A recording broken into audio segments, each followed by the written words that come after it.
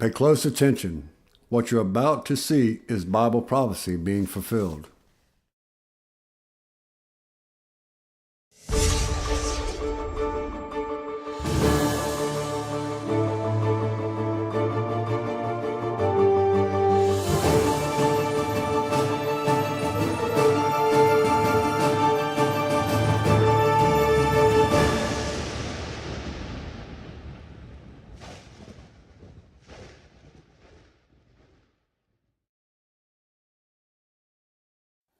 Welcome to another edition of YPN News, bringing you news as it relates to Bible prophecy and as foretold by Yisrael Hawkins. Well, a wet winter, fears of wildfires, international bickering, and more diseases on the rise are just a few of the reports that we have for you today. But first, let me ask you, what comes to mind when you hear the word Godzilla? Well, the science fiction movie? All right, that's fair enough. Well, that's what meteorologists are describing, the massive El Niño system that's forming in the Pacific Ocean as we speak now. Meteorologists say this system could bring a once-in-a-generation storms in the west and could change the weather from coast to coast. Now, the winter of 1997 to 1998 brought one of the wettest winters in 120 years to California, bringing a year's worth of rain to Los Angeles in only a month. Wow. Now, snowfall in the mountains was double the average and 17 people died. Now, that was a result of an El Niño system back then, and an even stronger one is developing right now. That's right. Bill Platzer, a climatologist, said over the next 3 months, this should turn into what I call a Godzilla event. El Niño events are characterized by unusually warmer water stretching across the Pacific, even all the way down to South America. Platzer also said if this continues to build, it will have a tremendous impact not only on North America, but the entire planet. Now, in the U.S., a strong El Niño could bring wetter weather throughout the south and up along the east coast. Now, the north could see a drier and warmer than usual winter. Although Californians are praying for rain after years of drought, meteorologist John Monteverde warns that with El Niño, there are no guarantees. Those strong El Niños can either go north to Alaska or come south to Mexico. So it can change just like the weather Just like can. that. That's right. Well, meteorologists say that this system could hit the west beginning in October and last into the spring of next year, but still not make up for the over 4 years of drought that has struck the California area. So there's no guarantee that they'll get that wet weather, that water that they're needing.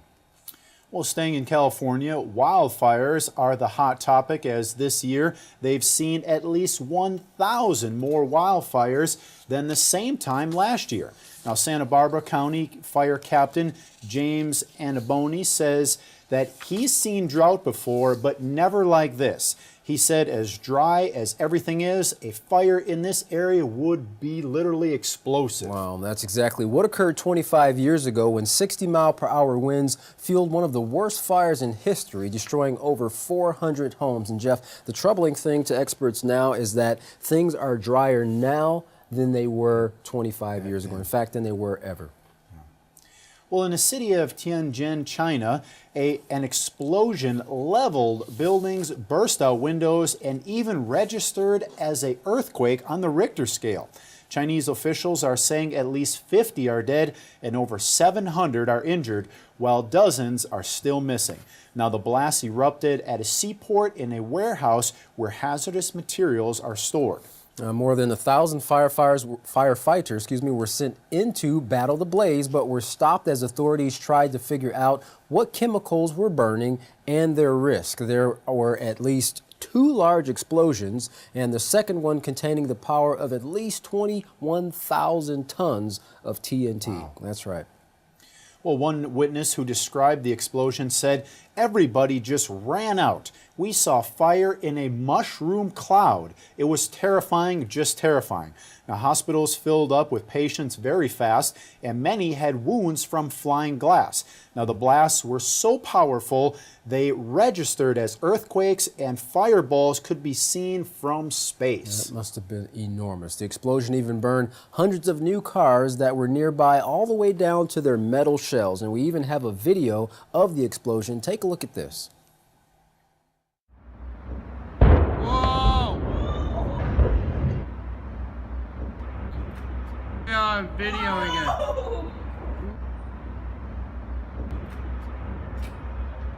I think that might be a gas station or something. Whoa! Whoa! Oh!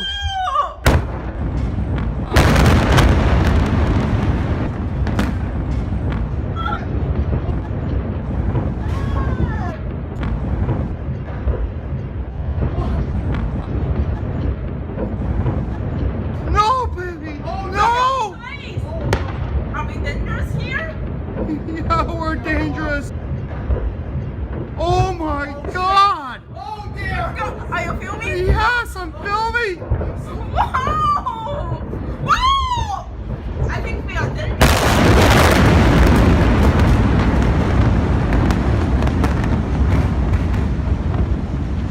Let's go! Let's go down! What? What?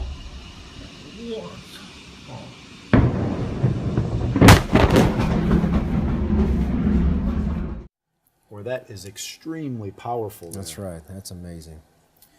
Well, is there a rift between the U.S. and Europe over Russian sanctions?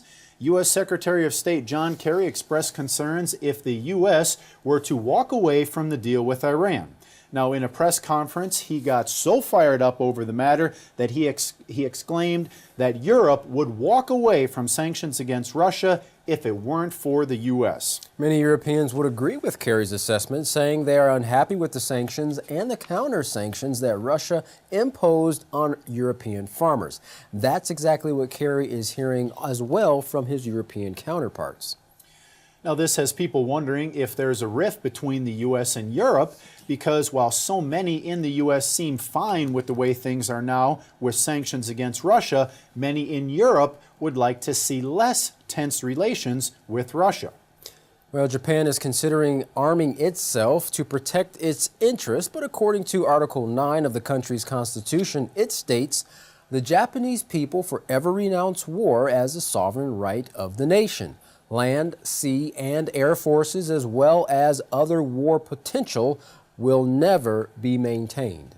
A bill imposed by the Japanese cabinet, led by Prime Minister Shinzo Abe, would allow the country to help its allies if there was a threat and to ensure Japanese survival while using force if there's no other way to eliminate a threat and the nation's security also allows. Well, the Japanese government is also a fan of the move, saying there will be no change in the Constitution, just the way it's interpreted. This also comes at a time when there's concern about the 23 U.S. military bases that are actually spread across Japan at this time. Well, Victor Gao, an international relations expert, says he believes that Japan's growing military ambitions are a danger to the whole region, and that the United States is turning a blind eye to the rearming of Japan, and this type of appeasement to Japan's rearming is a danger. He continued, the United States is either short-sighted or only focused on its own interests rather than maintaining peace in the northeastern Asian region. Well, the Amidst River in Colorado was a key destination for fishermen as well as a major attraction for those who love whitewater rafting. But now the White River has turned a nasty yellow due to a mistake made by the U.S. Environmental Protection Agency, which caused 11.3 million liters, roughly about 3 million gallons, of toxic chemicals to flow into the river.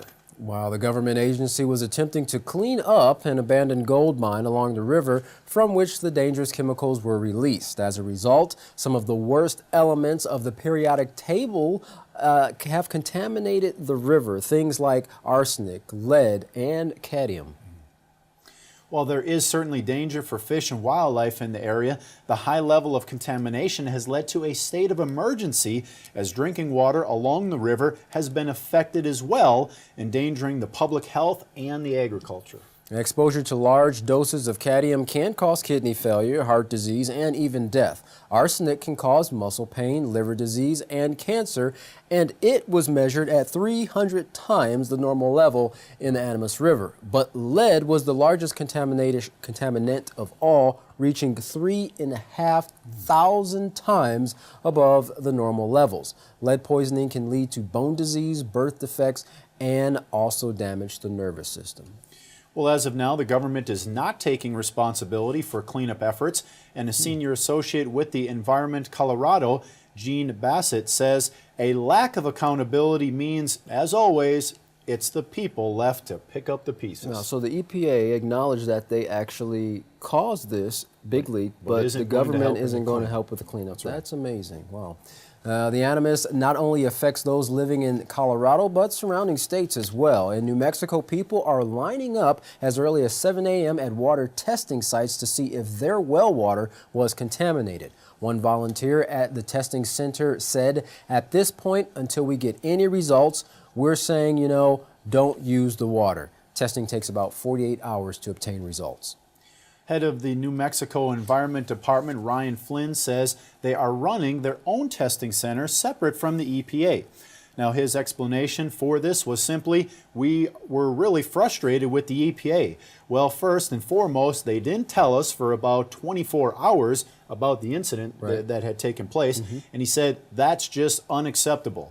Now, many people depend on well water from the river for everyday life, and with no alternative resources available for water, they are taking their chances and just going ahead and continuing to use it. Seems a little bit risky. Very risky. Yeah, I guess long-term effects, we'll see what takes place as a result. One resident, Mr. Carl Clips, expressed his sentiment toward the EPA, saying, "I think something should be done. The people that's responsible should have to do something for it."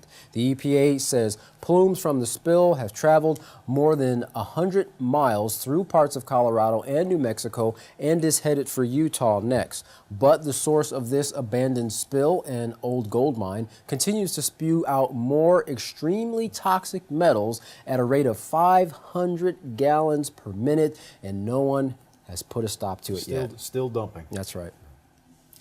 Well, again, the sound of gunfire in Ferguson, Missouri brings to its citizens anxious, worried, and uncertain feelings. Now, 1 year after the death of Michael Brown by police, St. Louis County declared a state of emergency as more violence broke out in the streets. But this time, it wasn't caused by the protesters. Well, police say after a demonstration which did mark the 1 year anniversary of Michael Brown's death, they came under attack when feuding gunmen turned from firing dozens of rounds at each other to targeting them, that is, targeting the police. Police fired back and severely wounded an 18-year-old suspect. The state of emergency was called so that there could be a better response if the violence continued in the following days. Well, besides the barrage of bullets, bottles, and bricks were also being thrown. Now, one man said it was very scary because it was coming from so many directions, and you don't know what to do. Do you duck? Do you run? Do you stay put? Well, during the chaos, several stores were also robbed and vandalized. That's amazing. The suspect, who is still in critical condition, has been identified by authorities as 18-year-old Tyrone Harris and is being charged with 10 felonies. Well, Chief John Belmar of the St. Louis County Police Department had this to say about the violence. He says, "There is a small group of people out there that are intent on making sure that we don't have peace that prevails." Well, it definitely seems to be the case. Well, some say much has changed in Ferguson over the last year, including new African-American leaders. There is still a lot of anger. Now, activists are still calling for an end to what they say is racially biased policing here and across the country. Well, the injustice that many perceive outside in society sure doesn't get any better inside the walls of prison. Our YPN's Larry McGee has our conversation on prison abuse and how incarceration translates into big bucks for some. Well, Larry, if prisons are producing money, who are the ones that are actually benefiting and profiting from these resources? phone companies to start and what some are calling a pay-to-play scheme, where major corporations such as Globaltel Link and Securus are charging as much as $15 for 20 minutes of phone time. As appalling as that may be, the circumstances in some instances are actually worse.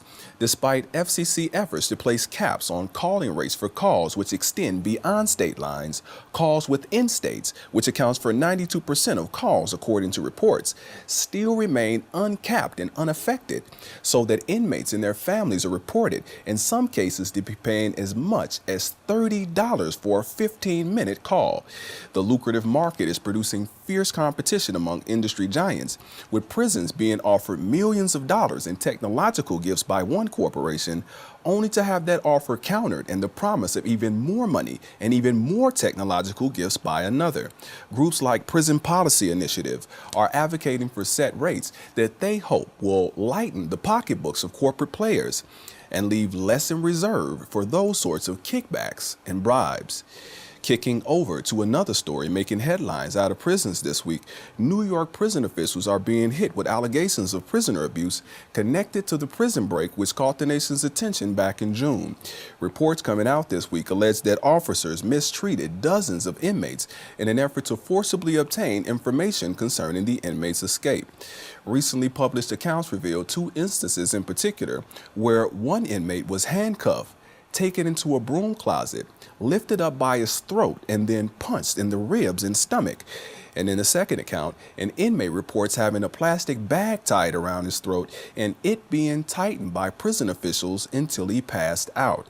Dozens of additional inmates report similar abuse and have reached out to legal aid organizations, with the result that prison officials have recently released statements stating that the allegations in question have been under investigation for several weeks, and any officials found guilty of abusing inmates, they say, will be punished.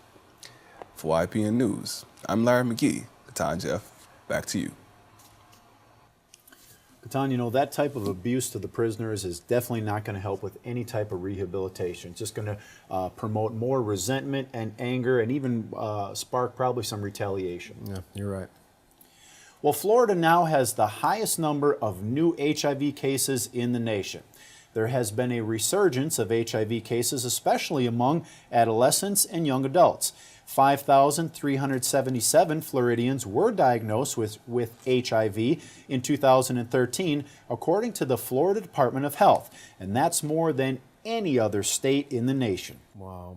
Well, Chief of Medicine for the AIDS Healthcare Foundation, Dr. Michael Wolfheiler, says 13 to 24-year-olds make up the fastest growing group of new infections. Well, Dr. Wolfheiler commented, they were not alive when we went through what I call the Holocaust of AIDS, where everybody was dying from this disease. A young person comes in for his or her first visit with me, he said, and the attitude at the first visit at the very beginning is very nonchalant, like this is no big deal. But by the end of the visit, often the attitude has changed. Well, increasing infection rates are also being seen in older men who have sex with men because of what Dr. Wolfheiler calls a gay midlife crisis. He explained where they were HIV negative for years and years, getting tested regularly, and then they went through a period as they were facing middle age, becoming more sexually active. And of course, that's what resulted in acquiring the disease. Yeah, most guys during middle age usually buy a sports car. This seems to be a little extreme. And Jeff, you know, the real alarming part of this is that health officials also say up to 60% of teens, 60% of teens and young adults infected with HIV don't even know they're HIV positive. Wow. And they're continuing and unknowingly spreading this disease to others. Well, the bird flu outbreak has resulted in the loss of 48 million of birds across the United States as farmers and officials brace for the possible return of the virus this fall. Now, despite the fact that officials haven't seen a new case in over a few months, the damage is already done. Avian flu is now being called the worst animal virus outbreak in U.S. history. That's amazing. In this country, bird flu has only sickened birds. No human cases have yet been found, but the Centers for Disease Control and Prevention is preparing for that possibility. Dr. Michael Young is medical officer in the CDC's influenza division, and he says these are the first of these types of viruses that we're seeing in the United States. And because they're new, we're a little concerned because we don't know how dangerous they could be. And at least right now, they seem to be quite dangerous for the birds, but perhaps not quite so dangerous for people. Well, lastly, a few of the latest bird flu statistics. 48 million birds, as we mentioned, have been affected or euthanized in the U.S. Bird flu affects wild birds, chickens, turkeys, and ducks, and 429 people in 16 countries have died from bird flu since 2003. Well, despite all the chaos, disease, and wars taking place throughout the world today, there is a place that you can still find joy and encouragement. Well, the House of Yahweh in Abilene, Texas has been preaching a message of peace and joy for over 40 years now. Overseer Yisrael Hawkins has been changing hearts and minds of people all around the world, giving them hope in a seemingly hopeless situation. We'll read his inspired words for yourself in his monthly newsletter and Prophetic Word magazine. Here's how. To contact the House of Yahweh, you can write them at the House of Yahweh, P.O. Box 2498, Abilene, Texas 79604. You can call them at 1-800-613-9494. Or you can visit them on any of their websites at www.yahweh.com, www.yisraelhawkins.com, or www.yahwehsbranch.com. You can also check out our new website at www.ypnnews.com. And to email the House of Yahweh, send your emails to info@yahweh.com. And for any calls outside the United States, please call the number on your screen. Well, don't go anywhere. Up next is another exciting and informative message from Yisrael Hawkins. Well, from all of us here at YPN News, I'm Jeffrey Heimerman. And I'm Katan Alexander. Thanks for watching.